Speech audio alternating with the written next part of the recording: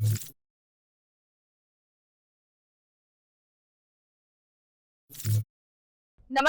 હું છું પ્રિયા અને તમે જોઈ રહ્યા છો જનતા કી જાણકારી ન્યૂઝ। નજર કરીએ આજના સમાચાર ઉપર।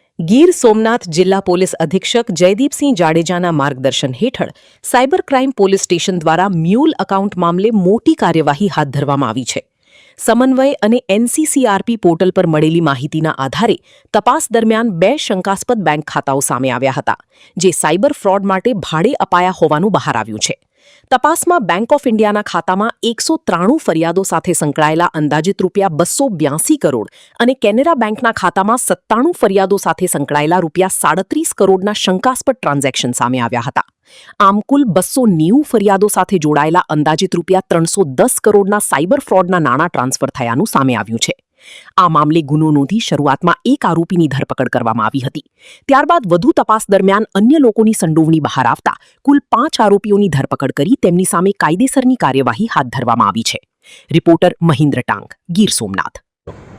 આપણને જણાવી દઉં કે ગીર સોમનાથ જિલ્લા પોલીસની સાયબર ક્રાઇમ પોલીસ સ્ટેશન દ્વારા એક ખૂબ જ મોટો જિલ્લાનો અત્યાર સુધીનો સૌથી મોટો સાયબર ક્રાઇમનો એક કેસ કરવામાં આવેલો છે।